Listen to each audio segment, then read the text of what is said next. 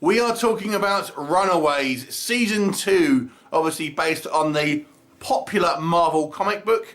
So this one is available on Hulu, and unlike the first season, this was actually dropped all as one season, so you can binge it, which I have.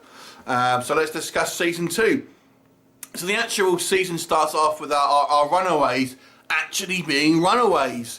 So I think the first series was maybe guilty of a little bit of kind of stretching things out, so to speak. So we start off with basically our group of sort of superpowered teens on the run from their parents who have this kind of like evil cabal called the Pride, led by Jonah, played by Julian McMahon, who is this kind of alien who has selfish motivations, shall we say. And the series actually is more like, it's two kind of halves. So the initial kind of first half of this this season is dealing with what appears to be the immediate threat of Pride, led by Jonah, and that's kind of dealt with, or at least we think it's dealt with, sort of midway through the season. And then the second half, it kind of focuses on more sort of personal issues, maybe that some of the characters are maybe going through, but maybe are sort of setting up bigger threats from things to come later on. So it worked. I've got to say, the actual characters in this movie I find so much more engaging than things like Cloak and Dagger, which was the other Marvel series, which was I guess its closest kind of like comparison. To me, the characters in this series are just so much more interesting, or at least the majority of them, because they have nuances in their characters. They have layers. They have different things kind of going on. And I've got to say, I thought the chemistry between our principal cast and the acting ability is really, really good. I also really like the expanded roles on the adults, on Pride, who are essentially our kind of de facto bad guys, although they're painted in a sympathetic light in certain instances, at least some of them. So you kind of get, again, more kind of layers than necessarily, bad guys who want to kind of like take over the world. They all have their their individual motivations, some more selfish than others maybe, but nonetheless this series really has a kind of broad spectrum that kind of goes from the best of intentions down to the worst, and every other character is basically somewhere on that scale. That I thought was really good. I thought the effects in this kind of series are pretty darn good for a TV budget. We have a lot more of Old Lace on screen, which is the dinosaur in this movie, who makes one of their their members, so to speak. She's a lot actually on screen, a lot more than she was in the first season, and it's a mix of CGI and a puppet.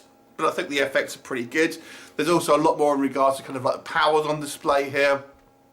It never really goes on to full-on super heroics. Only a couple of instances where we see it maybe heading towards that. But these are not necessarily superheroes. They're just people with powers who are trying to do the right thing necessarily. We are introduced to a few new characters this season as well. Some of which I think work, like Alex's potential love interest. I thought she was a pretty good character.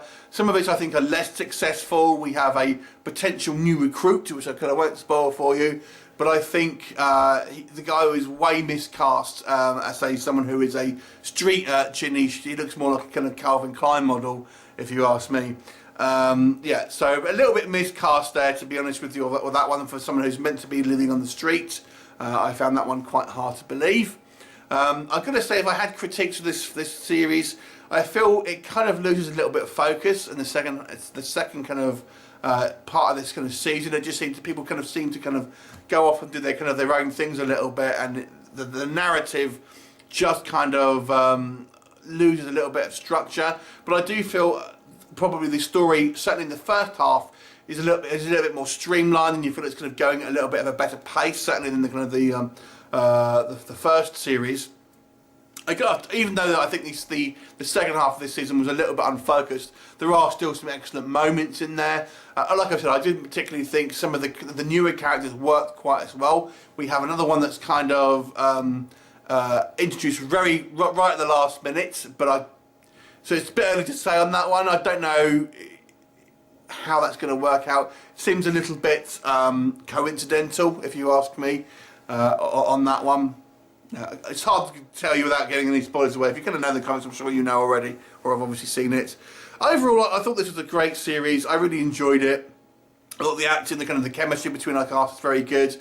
Yeah, it flip-flops a little bit towards the end. I think the last episode is pretty good though, and obviously sets up a season 3, so it really does kind of end on a bit of a cliffhanger. But there's quite a good action kind of sequences in this movie, so more so than the first film. And I think our characters get a little bit more kind of to do. My favourite is probably Nico. I think she has the most interesting arc, and there's some nice kind of callbacks to other Marvel things here. It's particularly Doctor Strange in regards to kind of Nico's character. It's difficult to know where these kind of fall in the kind of the MCU. I believe they are part of it, but obviously there's no kind of mention of the snap or anything like that, so we'll have to see how it all kind of transpires and everything. Overall, I enjoyed this season quite a bit. I'll give it a 7 out of 10. Have you seen it? What did you think of it? Leave me a comment and I'll look forward to you next time. Bye for now.